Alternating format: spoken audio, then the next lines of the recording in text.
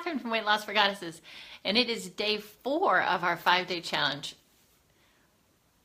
Love yourself, lose the weight. I was like, self-love, what's self-love? Yeah, so it's going great, getting lots of feedback, and the people are enjoying the exercises. And my email, some great questions people have had about the different processes. Hope you are enjoying it. So today we are talking about pleasure. So I've had 2 great teachers in this arena, and one is Jenna LaFlamme, who wrote the book Pleasurable Weight Loss. She's actually been my weight loss coach. She's a great, funny, wonderful person. And she introduced me to this idea that if you are under stress, if your body is under stress, that you are much less likely to lose weight.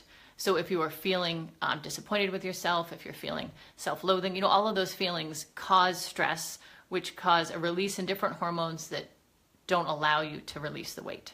Whereas if you're in a relaxed state, you're comfortable, you're feeling joy and pleasure, it is much easier to lose the weight. So some of the practices we've done so far, those self-love practices, are about kind of getting that undergirding of self-love. And then the tapping helps relieve the kind of negative programming we have, just to get us to a place where hey, welcome. Hi, Jackie. Just to get us to a place where we can experience pleasure in our bodies. A lot of folks who've had issues with trying to lose weight in the past end up feeling very negative towards their bodies, feeling like it's something that they want to control and that they can't control, and it ends up that you have this kind of hate relationship with your body. So hey, so I'm going to read a quote from her, from when she describes this kind of epiphany she had. So she was complaining to one of her mentors about how her body just wasn't responding, behaving. She wasn't able to control it. She was very disappointed in it, and she felt very separate from it. And what he said to her is, it's not your body that you can do whatever you want to. You can't starve it, control it, exercise it, shame it.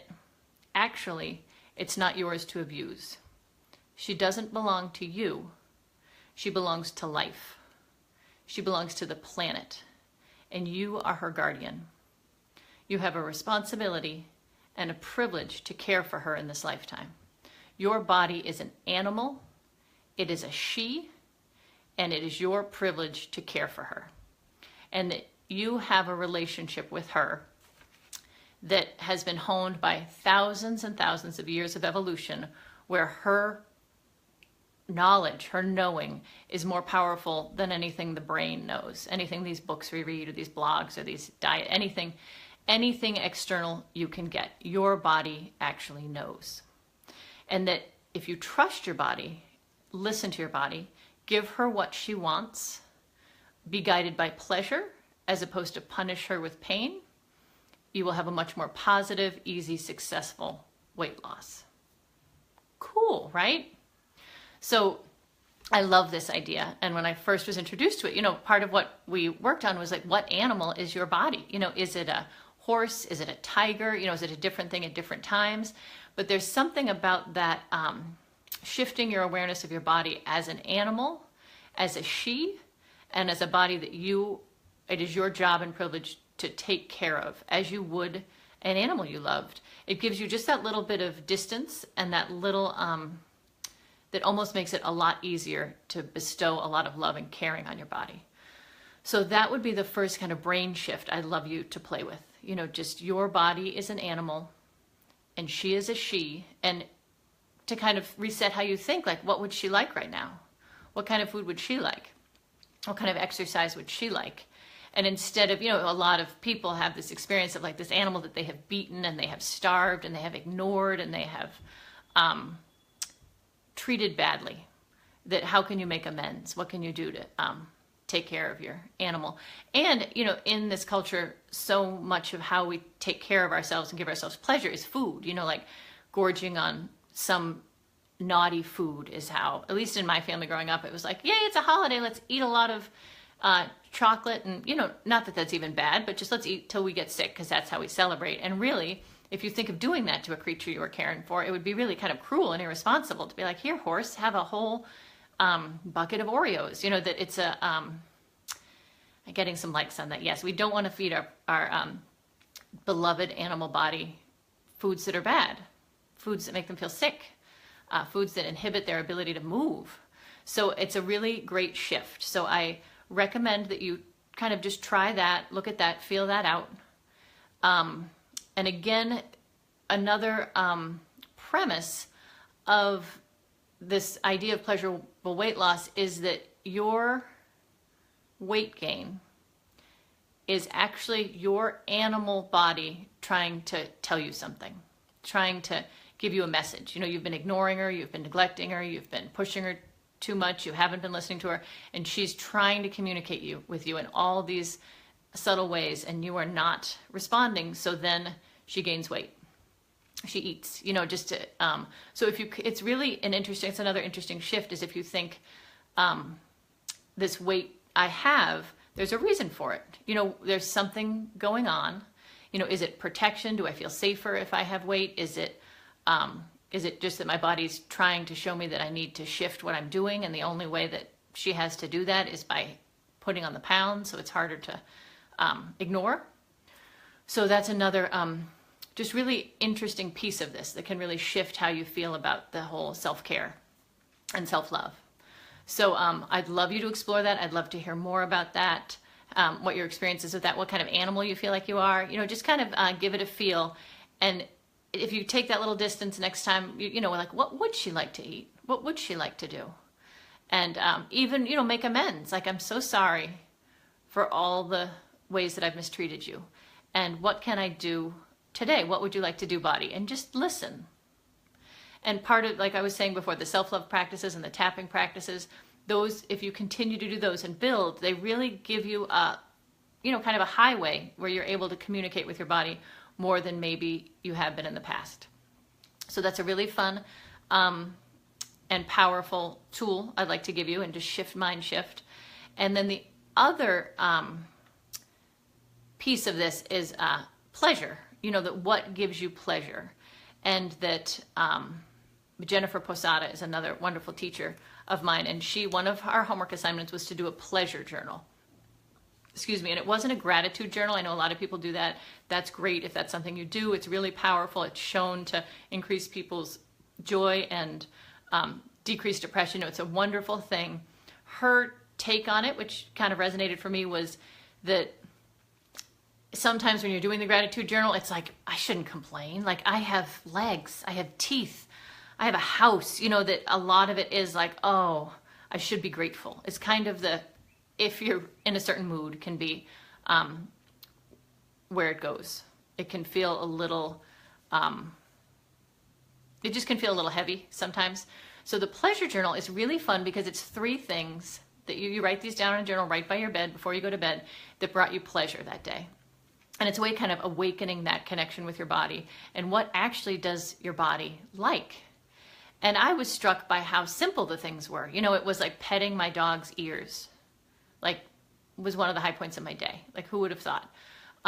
It was taking a shower and just, you know, having some quiet and being enclosed and having that time to myself and the water on my body, that felt really good.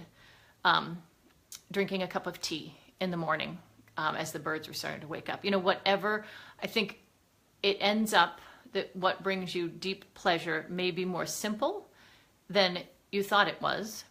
And that if you connect with your animal, you can kind of find out what that is.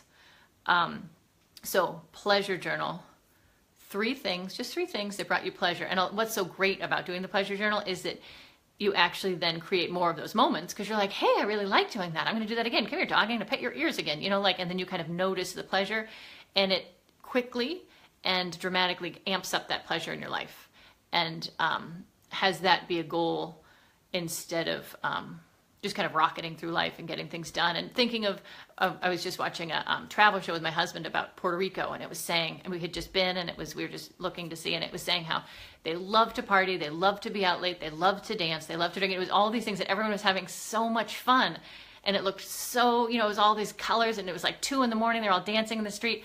And I said, I felt kind of bad because I was like, I don't want to do that. Like, that to me doesn't sound very fun. It sounds super loud, super crazy.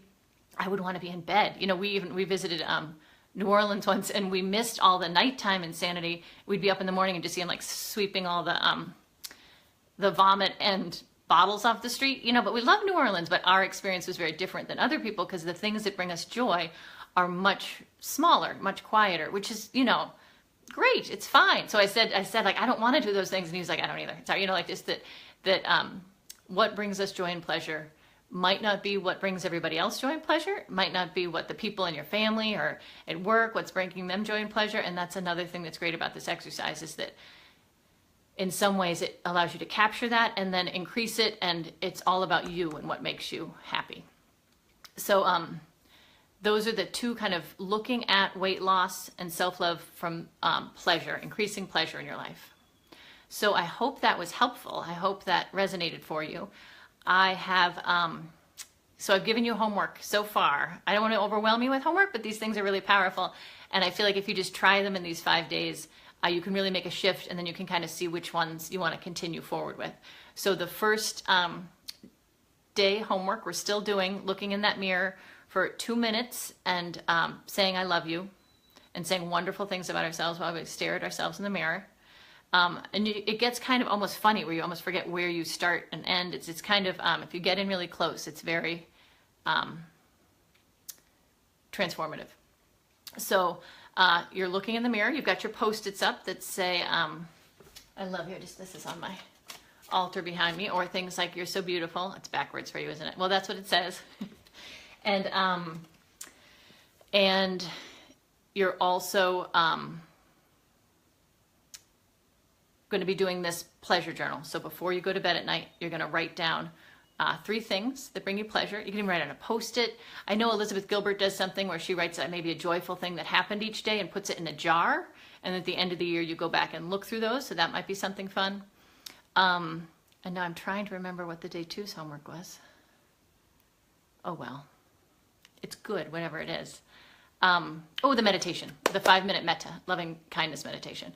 So, and I found just doing more of that meditation over the last few days has made me just, when I have a quiet moment, I just think that may I be happy.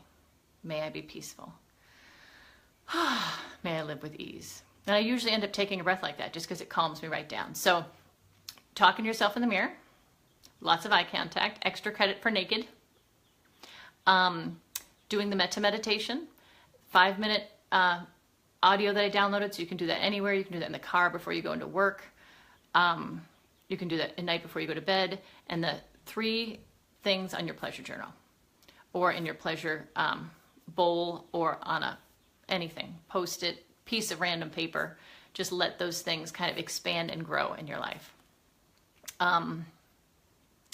Yes, I think that's it. I hope that was helpful. So glad to have you listening in. Thank you for being here, Jackie. And I will be back tomorrow. It's our last day of the challenge. I have some exciting, cool tools that I want you to make sure to get because those are really awesome. And I should be on around noon. I always say that, and then some technical things happens, but hopefully between 12 and 1, I will show up and we will get to chat. And great. I love any feedback. If you want to leave it below in the comments, I will respond. If you want to send it to me in email, if that works better for you, that's great. And thank you so much. And I hope you all have a glorious day. Okay. Thanks. Bye.